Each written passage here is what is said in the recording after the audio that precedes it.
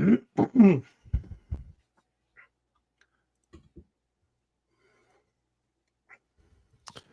was an interesting week 5 across the SEC. Some pretenders, some contenders, a whole lot to react to. This is our SEC Squad live reaction show on a Sunday. You're talking ball with the SEC Squad.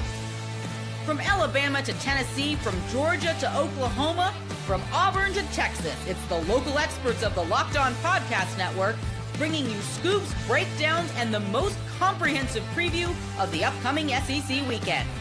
It's the SEC Squad, and we have a seat for you. Hurt feelings and thin skin are prohibited. Squad up, you're part of the SEC Squad. And what is up, everybody? Welcome into our SEC Squad show as we're getting you guys, we're reacting to what we saw in SEC Week 5. And today's episode is brought to you by FanDuel. Right now, new customers can bet just $5. And if your bet wins, you'll get $300 in bonus bets. Use across the app.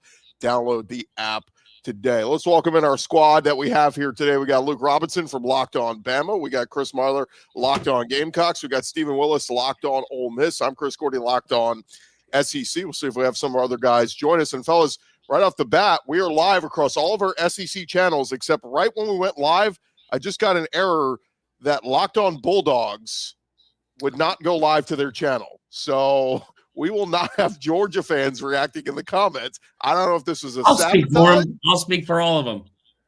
Goodness gracious. But fellas, let's start there, because this was, we hyped it up last week as the game of the week, and I just kept saying, man, like, Georgia doesn't lose at home. They, in this Kirby Smart team, the defense didn't look great a couple weeks ago against Tennessee, but I just thought at home they're going to look a lot better. We know how Kalen DeBoer has struggled on the road at Alabama for the most part in his tenure there. But, man, when you got somebody's number, Luke, it's mental with Kirby. When he sees that crimson color coming, he forgets football.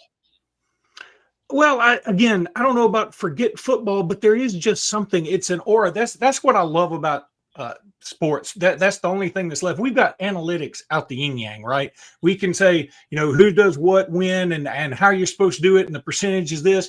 But I love the intangible, the mojo, the weirdness about sports that you just can't explain. For some reason, Georgia just has an Alabama problem, and frankly. And I'm not trying to play the if Colt hadn't gotten hurt card, but Alabama had their two best wide receivers, two really good NFL wide receivers that got hurt in the national championship game and weren't available. And had they been there, Alabama probably wouldn't have lost to Georgia. So I'm just saying that for whatever reason, Georgia has a Bama problem. It doesn't mean Georgia's not good. Georgia's really good. I thought Kirby handled it awesomely, by the way. I want to say that. Kirby went on his press conference and said, some snarky little reporter. By the way, there's been a lot of those lately. He said something like, "Hey, you're 1-7 against Bama. Well, what's the deal with that?" And he was like, "Oh, okay. What's everybody else's record against them?" And you know what? He's absolutely right. It's not the most embarrassing thing in the world. He's still the coach that won back-to-back national championships and is a perennial playoff contender. Alabama's just really good too. And for whatever reason, Alabama does have their number. And we can talk about Kalen DeBoer's road woes all we want to, but after off weeks, he's pretty doggone good. Marler, you want to jump in here? Guys, it's been 4 minutes. I haven't been yelled at by anybody on the squad show, so happy to be here. Shut up, Marler. Yeah, let me talk. You gotta say it. You gotta say it at least 7 more times. For text. So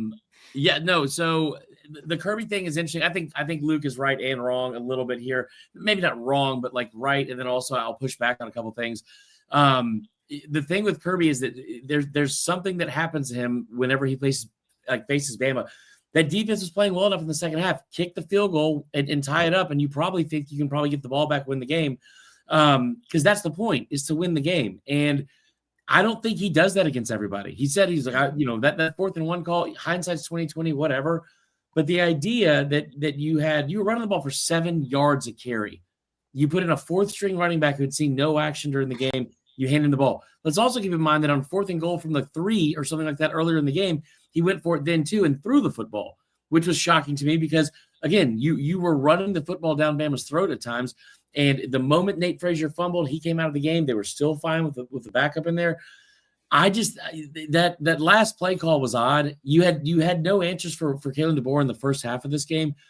Alabama deserves a ton of credit here. They have outcoached Kirby Smart and his defensive staff for 2 years in a row.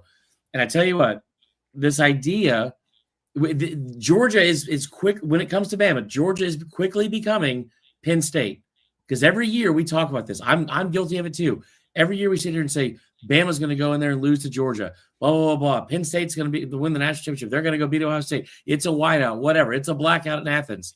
Alabama went in there and absolutely dominated them in parts of the game that Georgia is not used to being dominated at. They were more creative. They were better. They were better coached. They had less penalties. I don't know what else Robinson's was doing. I can go on and on and on, and I probably will at some point during the show. That was an incredible win for Kalen DeBoer. Let me add something. First of all, you're absolutely right about the rushing. They were only averaging 7 yards a carry. You know why? Because a couple of times they only had to run 1 yard for a touchdown. Right. They would have about 14 yards a carry. Look, you've seen them play though, were you not impressed with how much better coached that this Bama team looked on the road, especially? Because that's been the problem. 100%. And in fact, the D is getting killed. I mean, they were getting killed all during the game by people online and everywhere. Yeah. But in the end, they only gave up 7 points. Now, offense didn't score. It was like the offense said, we did everything we could do in the first half. Now we need y'all just to not screw it up. And the defense didn't screw it up. I mean, there's a positive. I also want to add one more thing. The targeting call on James Smith makes me so irate. It's so dumb. I can't believe how dumb that was. And then to top it off, when Ellis Robinson went Jimmy Superfly Snuka on top of a pile, yes, he got an unsportsmanlike. But you know what? He targeted. He led with his head. He was a human cannonball, and we don't call that. And meanwhile, in the Penn State-Oregon game, some guy's neck got pushed back like Reed Richards from the Fantastic Four, and nobody called anything. I'm so tired of this crappy targeting rule. Yeah, I agree. It's absolutely nuts what's going on with that. And also, this game, I shouldn't have picked against Alabama last week. I shouldn't, because Kalen DeBoer and Alabama, they win games against top 10 opponents. Their problem will be when they go to Williams-Brice or something like that.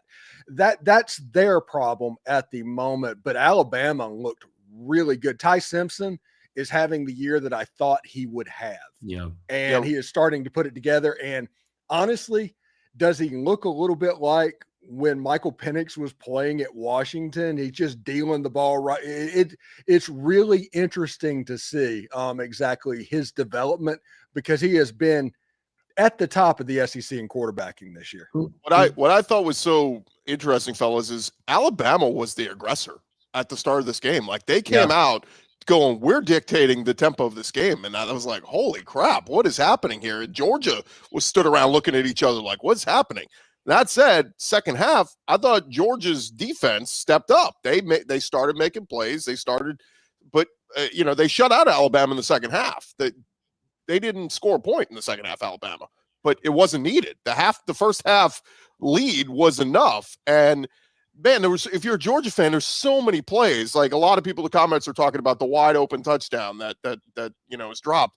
But even the Cass Jones shoestring tackle, if he keeps his balance there, he's probably going into the end zone for a touchdown. But again, Bama made the plays when they needed it. And Gordy, I tell you what, if you cover Devontae Smith on 2nd and 26, you probably win that game. If you don't fake punt to Justin Fields on 4th and 11 from your 50, you probably win that game. Like, this happens over and over and over again. And I think that Georgia fans finally get it. I think that Georgia fans finally get it, because this is the first time I've woken up and got on Twitter after this kind of game and not seen a bunch of still shots of bad holding calls that weren't called, anything like that. I think they finally had it beaten into their very thick skulls that, like, this is what happens every time you play him. I will also say I love what Steven said, and I cannot wait to get to his game, because he's just sitting over there.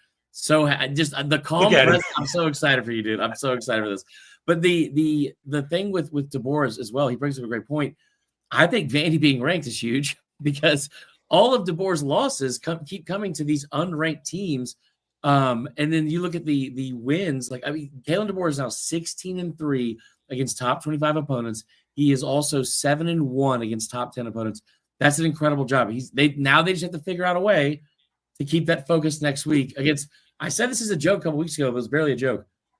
You had to feel almost more confident they could go beat Georgia then that they could go beat Georgia and then beat Vanderbilt, because they have Georgia's number. And Vandy, man, I tell you what, and just last thing on Kirby's response, look at all the other teams. Vanderbilt, Louisiana Monroe, and Georgia all have the same amount of wins against Alabama since November of 2007. So, hey, one more weird stat: dropped passes in that game. Ryan Williams 1, Caden Proctor none. How about that? That number 11 Georgia jersey is cursed for receivers, by the way. Oh, dude, that Caden Proctor play though, like, anybody want to go try to tackle that guy? Like, good God. Well, you know what's beautiful about that?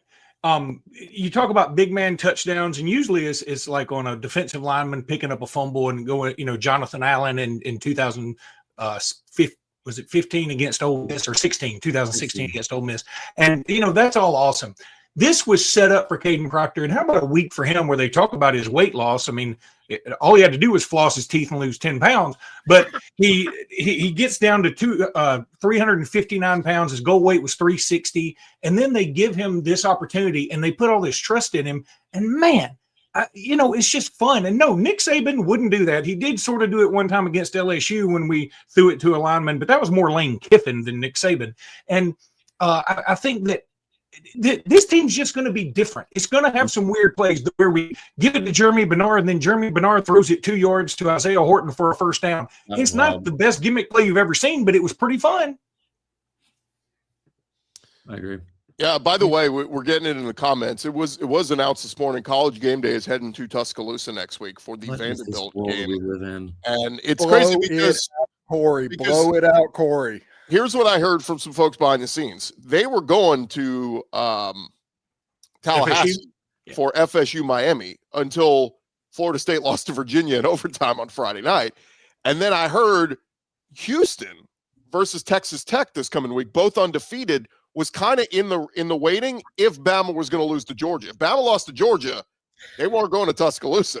But because Bama beat Georgia, they held out, waited for that one, and they got Vanderbilt. A College Game Day is going to a game Vanderbilt is playing.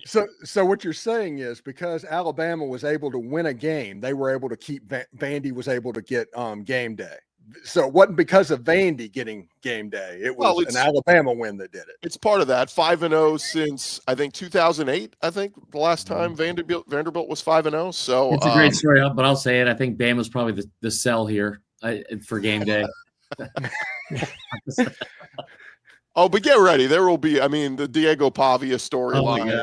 It's going to be. But guys, I said this after week one, and again, this is why you don't overreact to what you see in a first week. Look, 5 days ago, I had LSU playing Georgia in the SEC title game. 5 days later, look at where, it's like, now, does anybody feel good about that pick? But everybody overreacted to Bama week one and the loss at Florida State and Ty Simpson. I just said, look, I talked to Ty Simpson at the Manning Passing Academy. So I was like, the kid's there. He's the leader. He's going to play. He's going to have good football ahead of him. And he came back home, and I get it was Louisiana Monroe and a bad Wisconsin team, but he got his confidence back. He got his swagger. You saw the chemistry. And I hoped on week one, not having Jam Miller hurt. And he wasn't great yesterday, but he made some nice plays. Jam Miller picked up blitzes really well. Jam Miller caught the ball when he needed to. Jam Miller, you know what he did? All he did was, he had like 12 carries. He had like 40 something yards, but they were all important.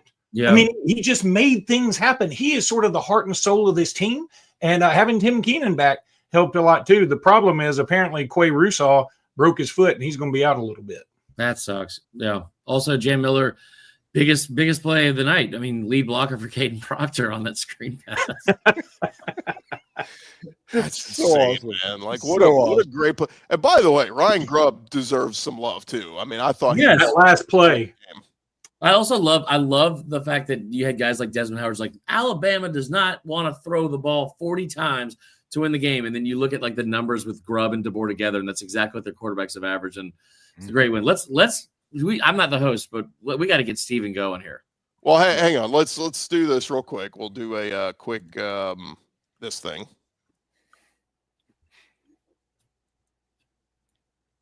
And we want to let you guys know about our friends over 5 Hour Energy. Caffeine just got a flavor upgrade. 5 Hour Energy shots.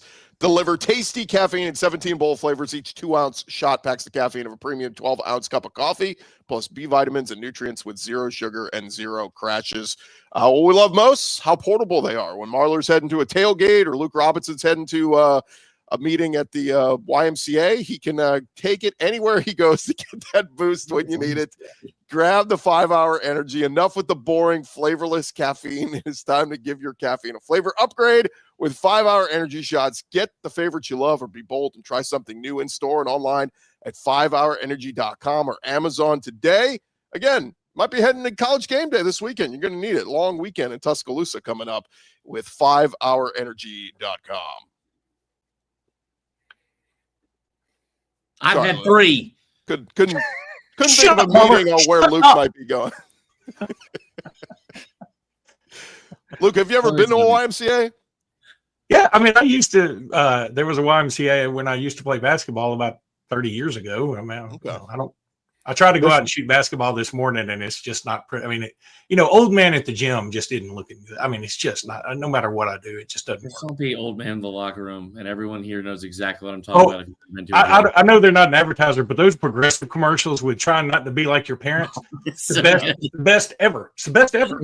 I imagine Luke going through the lane at a pickup game at the YMCA looking like Caden Proctor, just bulldozing through everybody. Who told you about me? Right.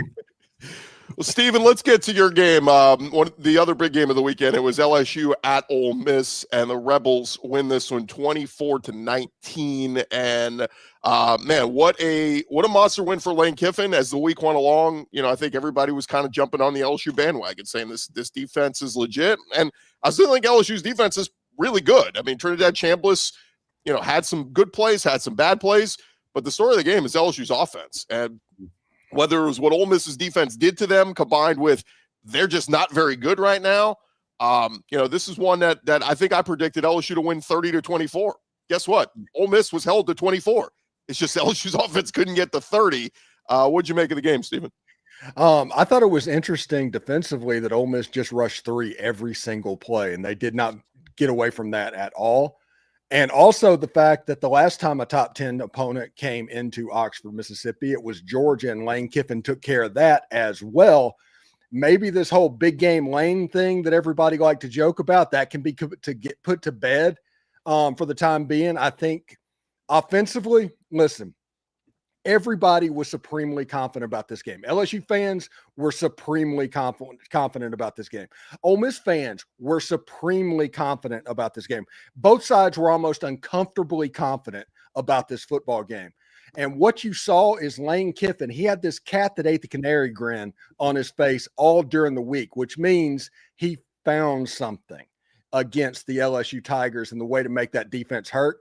And what he found was what they were doing over and over on short yardage that led to 50% third down conversion and keeping long drives alive. If you didn't turn the ball over, you overcame double-digit penalties in this game. Ole Miss's offense didn't play particularly well. All week we heard this is going to be a D2 quarterback going up against an $18 million defense. This is a D2 quarterback going up against an $18 million defense. Well, maybe they thought it was D3. Maybe they just didn't know. Maybe they want a refund. Either way, Ole Miss dominated that game, and that score was very flattering to LSU. I'm so happy for Steven. I mean, look at the confidence. He's sitting there he's sitting straight up. His posture's good. I love it, man. He really is. And you know what? Lane Kiffin this week, after that documentary, I think he became like a lovable character. There were a lot of people who still didn't like him for whatever reason, maybe thought he was cocky. I thought that documentary really showed sort of a softer side about him, and you just want to like the dude. And he's just out there having fun now. And Ole Miss is a fun team to watch. The Chambliss is a great story. And I mean, woe to the team that has to face Ole Miss in the future. I mean, kudos. They're really, really good.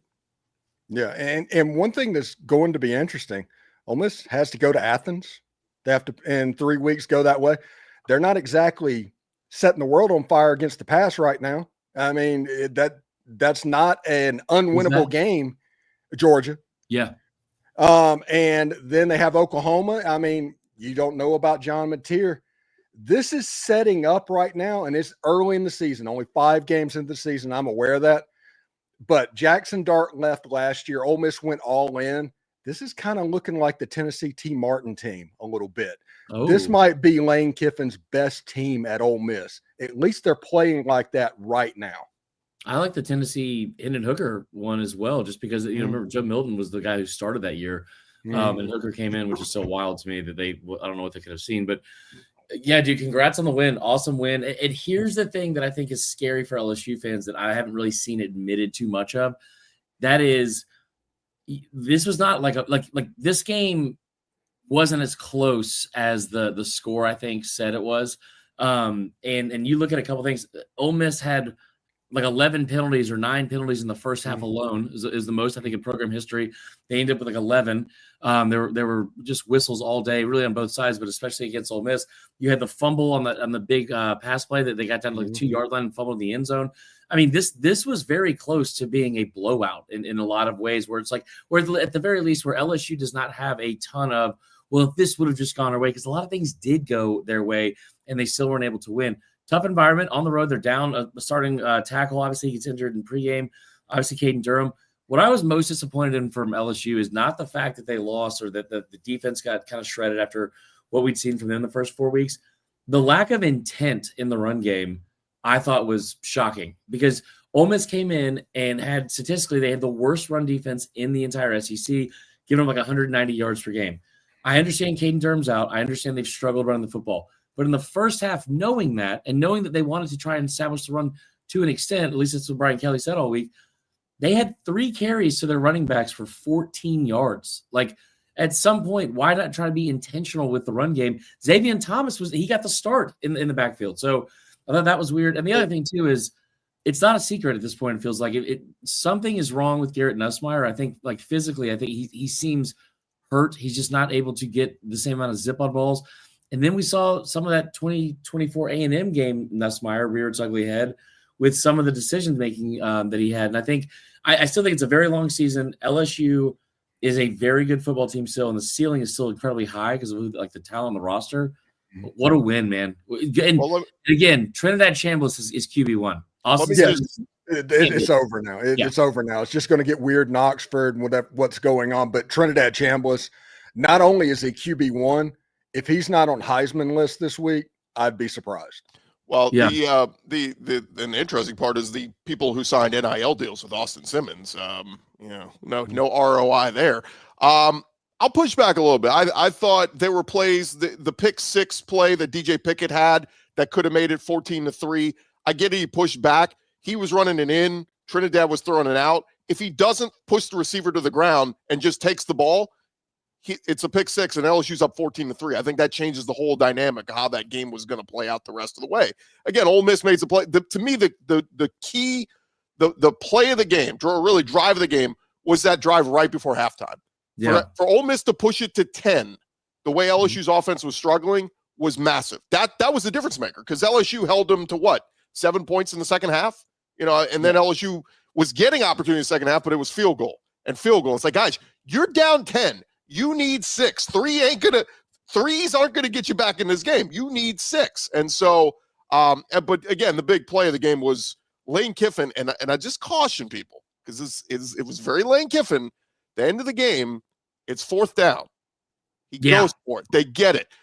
But if that backfires, and you're giving LSU the ball at around midfield? Again, I like the faith and confidence in your team, but against a good team, that's going to cost Lane. Let me say this. Wait, real quick. Ole Miss ran that play 4 times against LSU, and it worked every single time. And not only that, the receiver was wide open. Wide open. That's the biggest receiver in the history of football, by the way. And let me say this. Proctor. Let me say this, that I disagree with you here. I think Ole Miss, given who they are, their history, the brand, and what they're on the precipice of, I think it's more important for them to be aggressive. Whereas for Georgia, they're established. They know what they're doing. Kick the damn field goal. Yeah. And then I think it's if Georgia goes for it, I think when they did, I thought it was a bad move, because only something bad could happen. And they were gashing Alabama, especially the play call. The play call was terrible.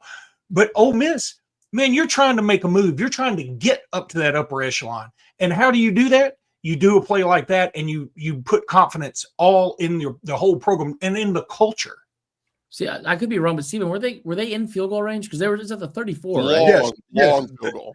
The field goal kicker that Ole Miss has missed 150-yard field goal in his career. He's like 9 of 10. He is really, he's a Groza candidate. But what Lane Kiffin was scared of, and this is honest, and we've seen the weird Ole Miss LSU games in the past. What if it's a bad snap? What if it gets blocked and gets returned for a touchdown? Yeah. That is the reason they were a little bit worried about it. And this, if you just didn't get the first down, you actually saved 7 yards on it. Yeah, I thought that was a comment really up, cool Morty. move It was good.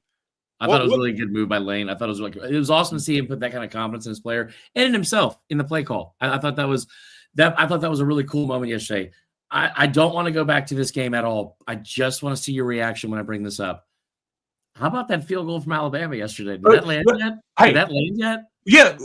By the way, I would like to have some kickers try out, and I wouldn't be surprised if Lieutenant Dan comes out there and kicks our next field goal, because that field goal should have gotten a DUI. That ball is still rolling down to Alpharetta. I mean, Andy Papanastos called and goes, "What are you doing?" I love that you brought up Lieutenant Dan, because just like Lieutenant Dan, LSU cannot run. So there's that. Let me go back to LSU real quick, because I got to beat them up a little bit. Mm-hmm. We heard 2 weeks ago Brian Kelly say, Nussmeier's got this torso injury, but we just need to get him to the bye week. We just need to get him the bye week, and he's going to get fully healthy. Everybody's going, wait, you're playing Southeastern this week. How about you sit his ass, play Michael Van Buren, and get him ready for the Ole Miss game? But they don't do that. And I think this is them being selfish. I think this is the BS of, Nuss has got to win the Heisman. We got to get him stats. He can't take a week off. He's going to fall out of the Heisman race. Well, you just fell out of the Heisman race, my boy, because you sucked ass. And so after the game, they ask him about his injury. Hey, Nuss, are you healthy? I'm not going to answer questions about my health. Well, then it's one or the other. Either you're hurt, and that's a good excuse for you playing like crap, or you just suck ass now. And that's the reality is. Nuss was awesome last year, a 4,000-yard passer, and now he sucks. He's letting balls sail on wide-open receivers. He's laying receivers out to dry. He got Aaron Anderson hurt in this game because he threw a terrible interception, a triple coverage that could have been an easy 3 points at least. So I just Chris Hilton. It should have been a touchdown. Chris Hilton, not the one in the sun, but the other one going in the shade. So don't sidestep this crap, Brian Kelly and Garrett Nuss. Blah, blah, blah. You said 2 weeks ago he needed a week. You had a chance to give him a week. You didn't give him. Well, guess what? Now they get their bye. Now they're going to get their awesome bye. And guess what? We might see a healthy Garrett Nussmeier in the second half, but it cost you this game. And I heard some people saying maybe you should have given Michael Van Buren a drive or two just to see what he could do. Agree or not, or disagree. If Nussmeier's hurt and he's playing like that, you're not going to win football games. LSU's going to be a 3 or 4 loss team this year if you keep especially their next game. Hypothetical. What if Bryce Underwood had stuck with his commitment to LSU and not gone to Michigan? Would there be a QB controversy right now? So if Bryce Underwood, I love this idea, but here's the thing about that. And I think the Bryce Underwood thing is such a massive win for LSU still. Not because of the quarterback play necessarily. I mean, keeping Nuss is a big deal, but the moment that he left is the moment that they decided to open up the checkbook and go get all those players. Like if Bryce Underwood leaves, you do not get Halsey, the safety, which is a huge pickup. You don't get to retain some of the talent. I get what you're saying. There probably would be a little bit. People would be screaming for him, Luke, for sure. And also Nussmeier might have gone pro. In fairness, the guys that LSU bought in the portal all played great. I mean, AJ Halsey made a game-changing play they all played great. It's Anderson, the freaking star quarterback that is sucking ass for LSU and costing them games. Yeah. So Brian Kelly is costing LSU games because Pete Golding completely did a clinic on the LSU offense. We're just going to rush 3, run us out of it, make us not doing it. And Sloan and Kelly kept throwing the ball to where just run the ball. That work. Just run the football. Show it. They showed the stat, and this is what pisses me off. Is I think you have to give a lot of credit to Ole Miss for sure, but LSU, they showed the stat. I think that Nussmeier was 10 of 11 to start the game in when they had 7 in coverage, which is still a ton. But the number when they had dropped 8 or more, which became the entire second half, it seemed, was it was pedestrian. You're Steven, you're 1,000% right. Like, it was shocking to me at how unwilling they were. You have Harlan Berry, former 5-star, Caleb and Jackson, they finally ran. They finally ran Berry late, and he looked good. I'm like, why didn't you run that guy in the first half? This whole he's a freshman. This isn't 1942. We don't play freshmen. Like, he's your best damn healthy running back. Play his ass. Yeah, the funny thing is like he looked good. He looked great. He averaged 3 yards a carry. Oh, but for them, dude, that's like that's the best running back. The only thing I'll say on this to close out this game, Steven, is I still don't think this defense is as talented as last year's Ole Miss defense. I think. Oh no, it absolutely is not. But what this defense is smart, and the young pups that are playing on the defensive line that just are getting their first starts ever, and Cam Franklin and William Eccles are turning into dudes on that defensive line. By the end of the year, they're going to be a problem defensively, and they're going to get better and better over the course of the year. And let's look at Ole Miss's schedule real quick. They get terrible Washington State. They get a bye week. Then they get terrible Washington State. Don't beat the crap out of them. They're at Georgia, which doesn't look as scary anymore. Mm-hmm. You're at Oklahoma, and that's a tough back-to-back. But then they're home against South Carolina, who they should beat. You play the Citadel, you play Florida, and then you're at Mississippi State. The Egg Bowl might be, outside of at Georgia and at Oklahoma, the Egg Bowl might be the game that stands between Ole Miss going 10-2 and making the playoff or not. You're about to go to Narnia, Steven, the place you've never been, Atlanta. It's going to be fantastic. All I know is at 8:00 last night, I was as happy as I could be thinking about this football season and what it could do. You know, this Ole Miss LSU game was the first time they've met undefeated since Billy Cannon's punt return. Yeah. First time that's happened. And Ole Miss, even though the game's in September, at least you get rid of some of those demons that every Halloween game that Ole Miss and LSU played, you had to watch that damn punt return. I tell you what. Every single time. By 8 p.m. last night, I think I had drank all the Fireball in Baton Rouge. I'll tell you that right now. For a number of reasons, not because LSU lost. Well, coming up, fellas, we're going to touch on some of the other big games. Tennessee surviving a scare in Starkville, and would you look at that? Auburn's 0-2 in the SEC. We'll discuss that coming up next.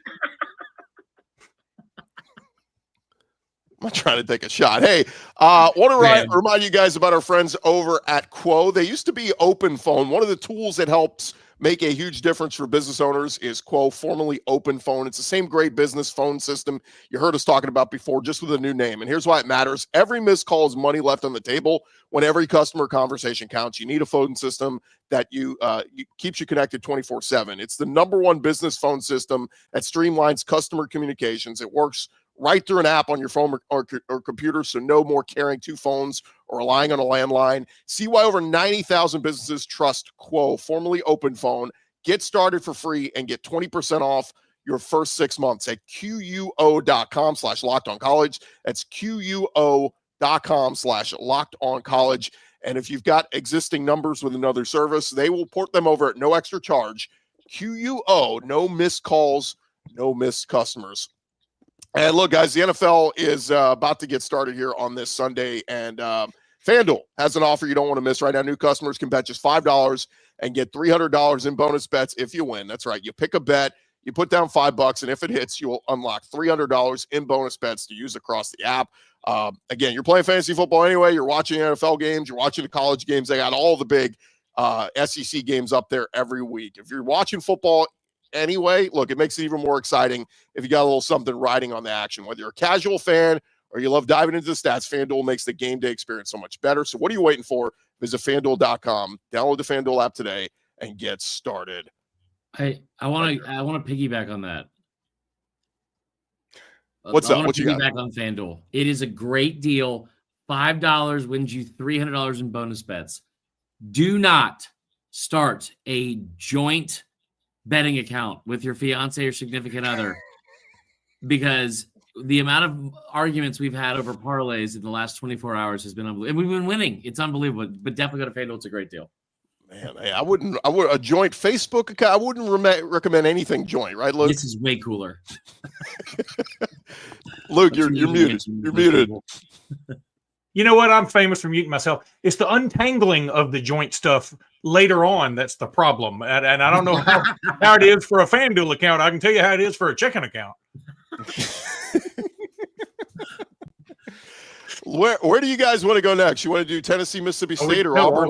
No, I don't. I want to talk about South Carolina. There's no one from Tennessee or Mississippi State on the show. Okay, well, let's do South Carolina. Monster win, 35-13. Seth McGowan scores the first touchdown of the game for Kentucky, and he throws a football. Lenore Sellers' grandfather, if you missed that story, he had to apologize after the game, but that would be the only touchdown Kentucky would score in this one, as Lenore Sellers in South Carolina called this a get-right game. It was a get-right game for the Gamecocks. When is Kentucky going to stop just handing over bulletin board material to South Carolina for these games? Like the fact that Beamer's addressing in the postgame, yeah, and somebody brought up the fact that Beamer ball isn't a thing or blah, blah, blah, blah. We're not talking about Auburn right now. You know what? We'll start talking about those teams when the host of the shows show up to the actual event. He's Get it off the chat. screen, I'm on right now. In the chat. So he won't be here. He's in the chat, but he's like, listen, it's probably about time for communion. If you're at church, get out of here. Thanks, Christopher Satterfield. Anyway, I think you suck. Oh, that's unique and funny. Very original. Anyway, this game yesterday, the biggest thing that South Carolina needed to do was figure out an identity, and they were able to do that. Kentucky's not a good football team. They're not a good football team, but they had a week off coming into this game. Not in a rude way, Stephen. We also saw in this exact weekend a year ago them go on the road as a huge underdog and win against Ole Miss. That was like, think about how you felt as a South Carolina fan going into this game. You get bullied by Vanderbilt. You had multiple opportunities to beat Missouri, couldn't figure out how to tackle Ahmad Hardy. And then you go into this week and you get two running backs that are in the top 10 in the SEC in missed tackles force, both big 215 plus type backs at Kentucky. And you were able to fix up all of your tackling problems. It's also a Kentucky team that had just 2 turnovers this season and had allowed just 3 sacks on the year. You go out and get 6 sacks. You force 4 turnovers. I thought Lenore Sellers was great. They finally ran him. He had 14 carries for 81 yards.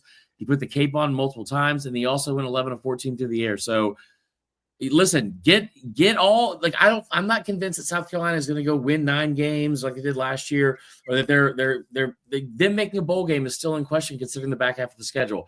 But I just want to remind everyone here that's loving the fact that they get to talk trash to South Carolina for some reason. I didn't know that was such a popular thing to do. Everyone was saying the same thing about this team last year when they were 3-3. They got destroyed at home by Ole Miss and Stephen Willis' team. Like Stephen probably could have played quarterback better than Lenore's that day. 27-3, and then they rip off 6 straight wins. So let's just sit here and also remember that we saw this once before last year. Maybe not be the same team, but it was at least a really, really big one. And the last thing I will say too, if you haven't watched it yet, watching Connor Shaw come out of the cockaboose at the 50-yard line, less than 10 days after he collapsed at his son's football game to pump that crowd, I got chills thinking about it right now. Incredible moment for any fan, even if you don't care about South Carolina. I'll say real quick on the Gamecocks. I mean, look, they got in the win column in the SEC. Guy's tired. Tell him to get a 5-hour. Shameless plug. Talking about South Carolina's making you sleepy. Go get a 5-hour. They got tons of flavor. They're coming out with a pumpkin spice flavor. Sorry, Brody, go ahead. They were a dark horse playoff team before the season, and I think that's kind of out the window now with the 2 early season losses. Can they go on a run though and have a nice finish 9-3, 8-4? I think it's, I could talk myself into it because the Clemson game at the end of the season is, I mean, they should win that one. Coastal Carolina, they should win that one. The tough one is your 3 road trips are at LSU, at Ole Miss, and at A&M, and your remaining home games coming up are at Bama or home for Ole Miss and home for Bama. It's a tough stretch. One-dimensional LSU. The A&M team that scored 13 points on Auburn yesterday and was in a death match. That's not the right phrasing at all. Was in a cage match with Auburn yesterday. I listen. Crazier things have happened. I mean, the Ole Miss game is the one that is the scariest out of all those. I think the tough part here, though, is Marler. If they lose, let's say they lose at LSU, then lose to Oklahoma, then lose to Alabama, and this thing starts spiraling, do those Virginia Tech Shane Beamer rumors? Oh, yeah. Pop up again, Yeah, for sure. So that's all you got? That's all you got on that game? I'm fired up, dude. Listen, I unlike a lot of I guess, 13 other people that work for this company and cover these teams, we're all here. So let's go talk about those teams since they didn't show up today. It's a tough ask. It's a tough ask. Listen, I get it. You don't want to get up early on a Sunday and run the risk of getting screamed at online. I get it. But we're all here. Somebody did ask, where is Clint? Man, Clint's here every week, and Georgia gets loses their biggest game of the year, and suddenly no Georgia representation. So, yeah, let's get to it because our guy Zach Blackerby, he's got church every Sunday. Let's hear his thoughts on Auburn. Hi, friends. Happy Sunday. What a brutal evening for Auburn football. Not just the team, not just the loss, but the state of the program. I mean, this is the loss yesterday. A lot of folks who were on the fence on Hugh Freeze have now shifted to be anti-Freeze. A lot of the folks that were kind of on the fence with Jackson Arnold are now saying, I don't think he's the guy. I don't think he's the guy. I mean, the way you lose that game, the lack of offense, when you have an offensive-minded head coach, when you go out and get one of the more expensive portal quarterbacks, when you have one of the more expensive wide receiving cores in the country, I don't know. Very discouraging over here on the Plains. Was Zach wearing a disguise? I don't blame him, dude. But that beard looked fake and mangy. Colored beard is a rough look. Yeah, I think he might be going into glasses. Witness protection or something because Auburn. My gosh, guys! I mean, I know it's a tough stretch to go on the road at Oklahoma and on the road at A&M, and they were in both games. But to start the season 0-2, again, the Hugh Freeze Boo Birds are. I mean, they're not going anywhere. This is rough. I think Auburn Athletic Director John Cohen is going to put a letter out and say, look, there were a lot of problems in that game. First of all, their fans were way too loud. Secondly, we had to travel a long way to get here. We should have gotten like 10 points just for coming over here. Third, the sun was in our eyes a lot. Why can't y'all put up some shade trees? What's wrong with that? I mean, look, there's no doubt that I think they had some hangover from the previous week, but also their offensive line just isn't good. They paid a lot of money from some dudes to come in, and the one dude from Virginia Tech that they paid the most for, he just can't start a play on time. And finally, the Auburn staff was like, if you can't do this, if you can't quit getting these penalties, we just got to take you out. But it was a hollow threat because they were like, if we take him out, we're going to put somebody in that's probably worse. So the best offensive play Auburn had all day was a defensive interception on the dumbest play call Texas A&M may have ever had in the history of their program. One thing's interesting. I'm trying to figure out who calls third down on Auburn's offense. We need to revisit that at this point because Auburn's offense right now is completely broken. And last I checked, listen, Hugh Freeze was at Ole Miss before he was at Auburn, so I'm familiar with riding the roller coaster. But he's supposed to be an offensive guru, and they can't pass block. They can run the ball a little bit. They got some good backs. Jackson Arnold struggling. At this point, you should have put something competent out offensively. Just period.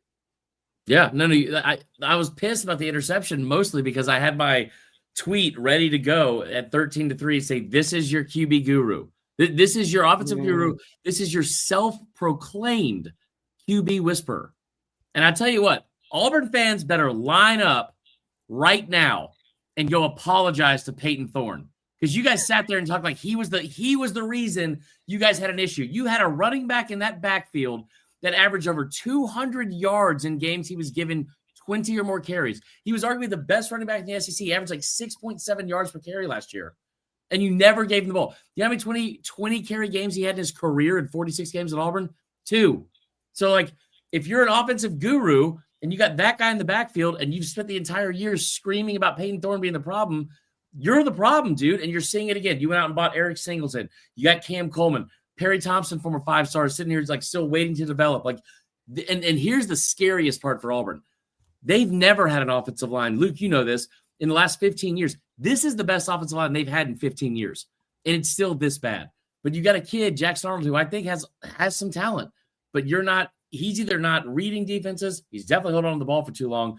But there's no adjustments being made from the offense. Hugh Freeze does not warrant the kind of it's my way or the highway attitude at all. You were ran out of town in Ole Miss for everyone knows why. You went to Liberty.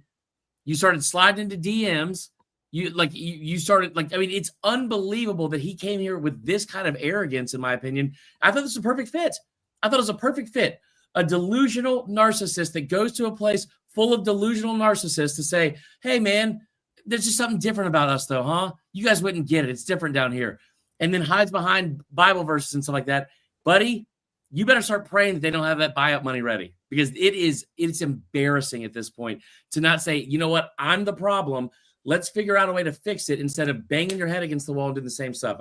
That might be almost like he's trying to get fired. I mean, honest to God, that's not a bad gig. I mean, you get fired and you get a boatload of money and you go to the house and do whatever you're going to do. But look, the fourth down, 4th and 1. So inexplicably, Auburn had a chance in this game. It's 16-10, and Auburn had a chance because Texas A&M, again, the dumbest play call. Texas A&M fans ought to be irate about that.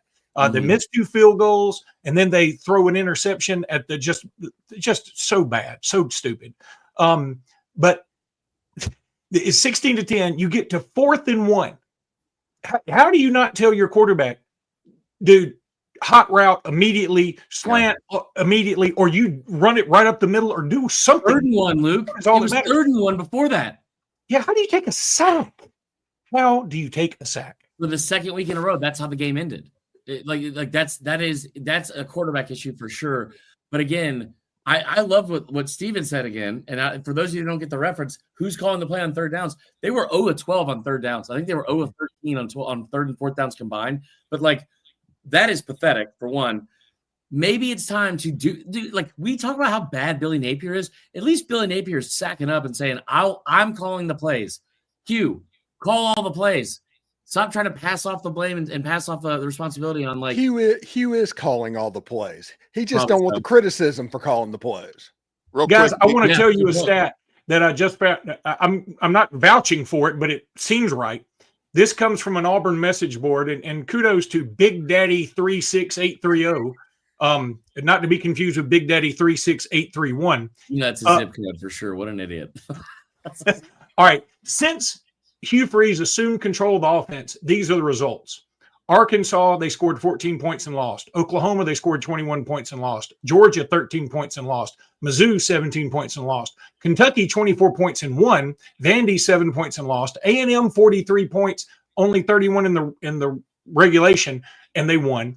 Alabama, 14 points lost. Oklahoma, 17 points and lost. A&M, 10 points and lost. And 7 of those essentially came off a pick six. I mean, I know it ended at the 2, but I mean, I don't know how somebody doesn't go to Hugh Freeze and say, okay, either we can just give you your buyout and everybody move on their merry way, or you let anybody, and I mean anybody else, call the plays. But Luke, here's the deal, man. He beat Bama twice at another school in the Obama administration. Of course he's got to be the guy. By the way, Auburn, to your point, they did not convert a single 3rd down on 12 tries yesterday. That's the first time Auburn has had a 3rd down conversion percentage of 0 in a game since the 06 loss to Georgia 19 years ago. So, good Lord. It is bad. Look, on the flip side, I will say A&M, I kind of gave them crap for their defense the first 3 weeks.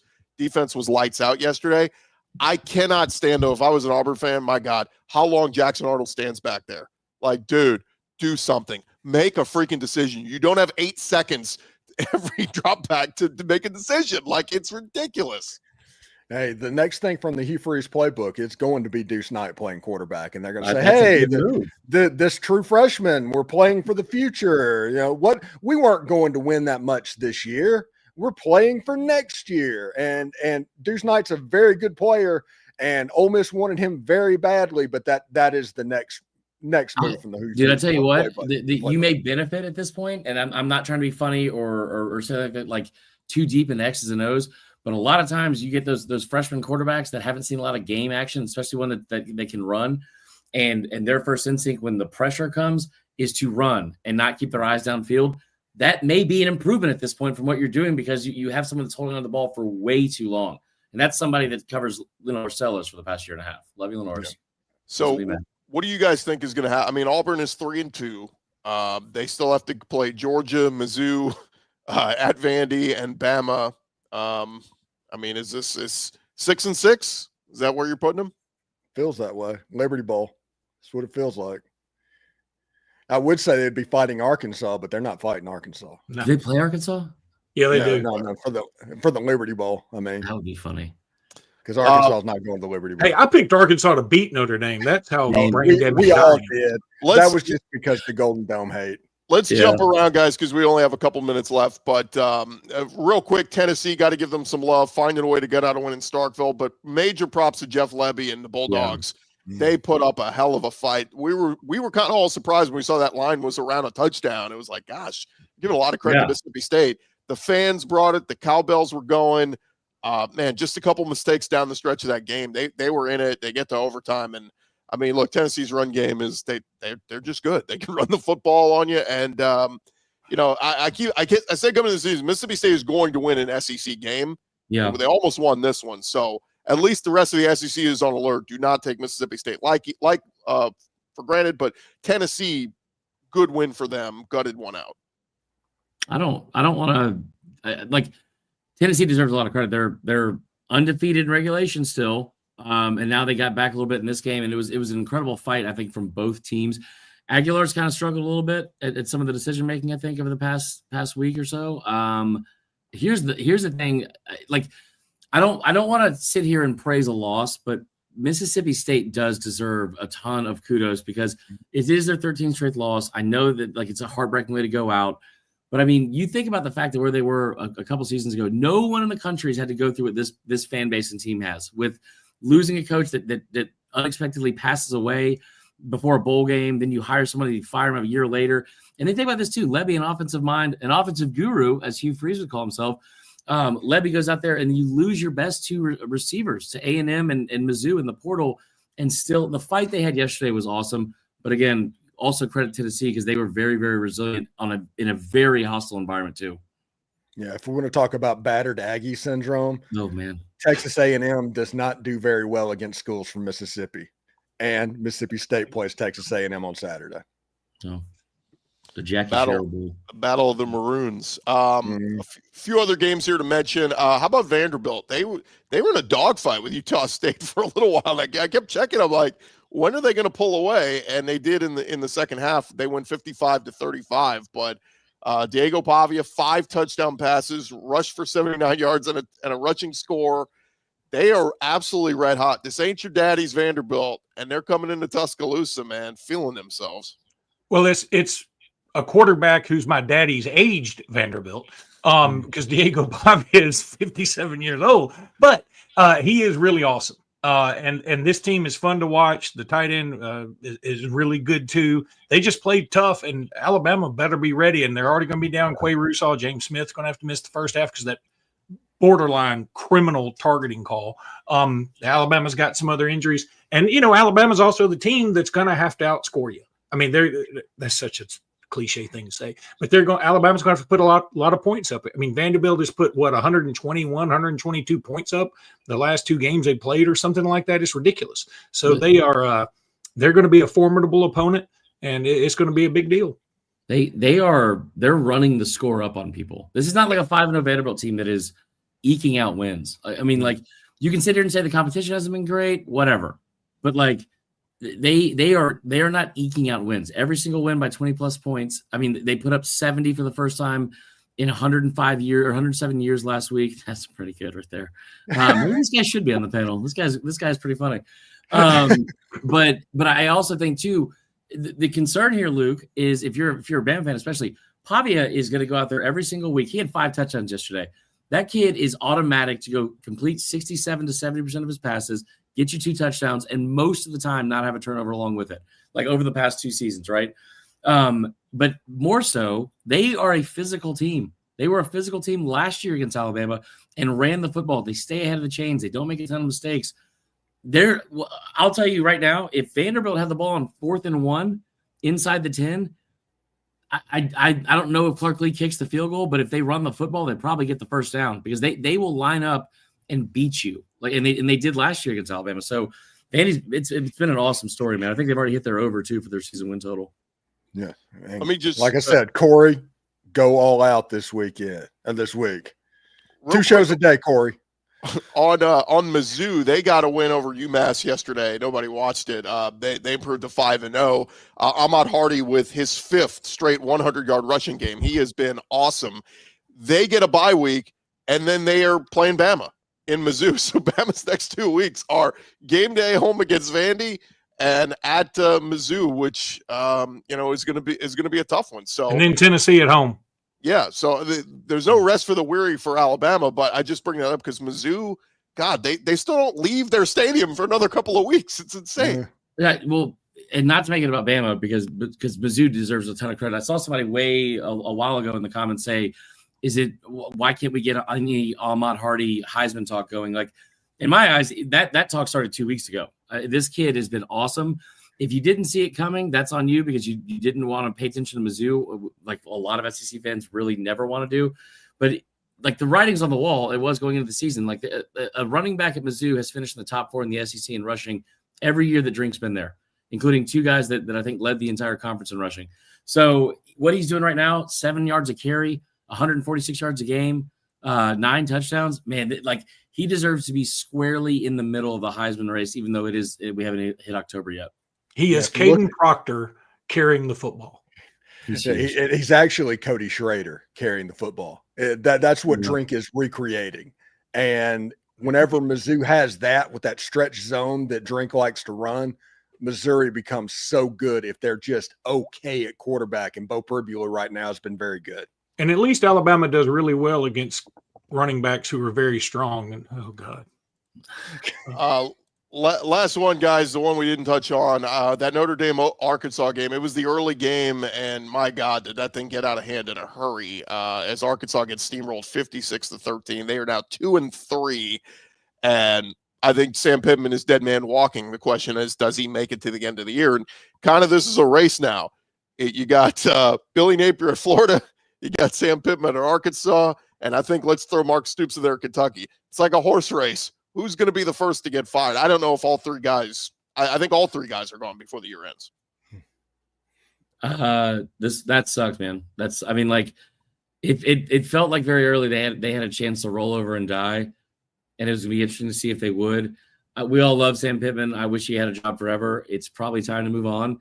Also, everyone keeps making a big deal out of the buyout. The buyout's interesting, but that's it. Like it's 6.9 – versus 9.8 million versus like what they're not going to wait 3 games, I don't think, to see if they turn around so they can save less than $3 million. Not in like this day and age of college sports.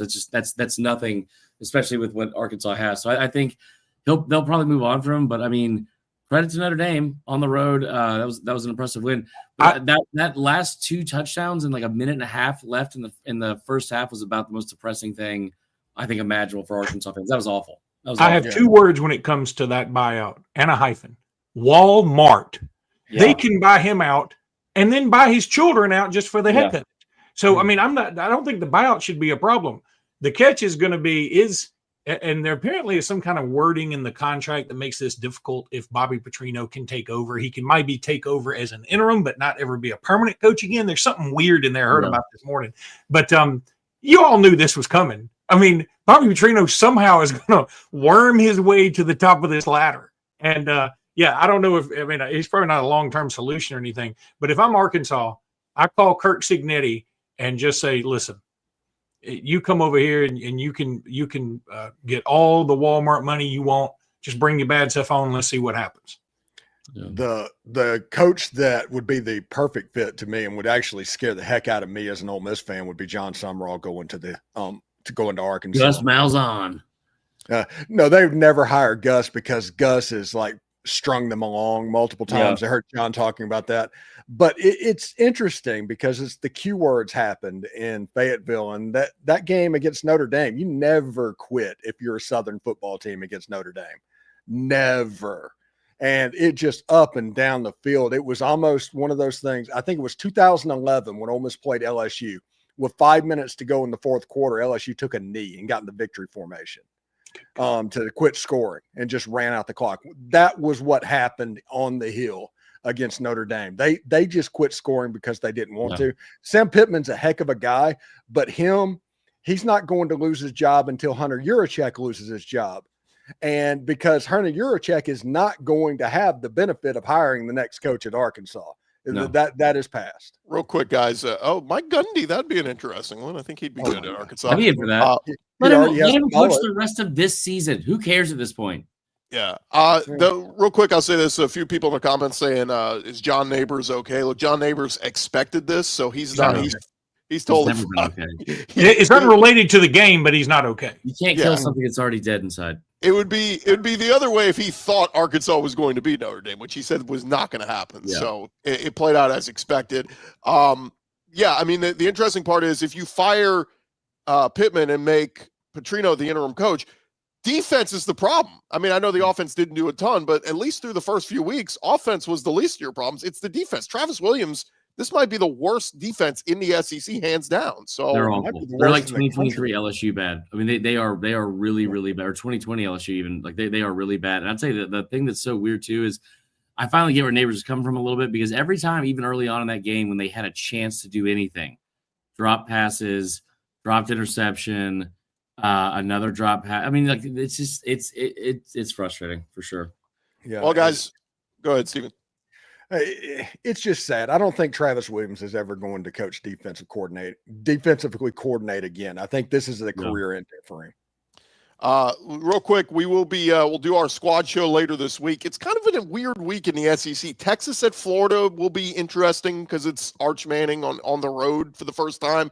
Vandy, Alabama will get a lot of the attention.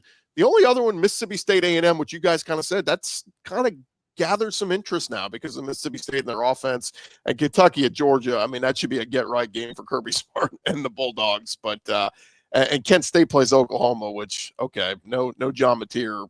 It kind of is whatever. So kind of a dud week coming up in the SEC, but maybe there'll be some sneaky good games to react to. Any closing thoughts from you guys before we wrap up? Nope. See you in Atlanta. Yeah, don't drink bleach either. That's not a good idea. See you guys See ya. later in the week.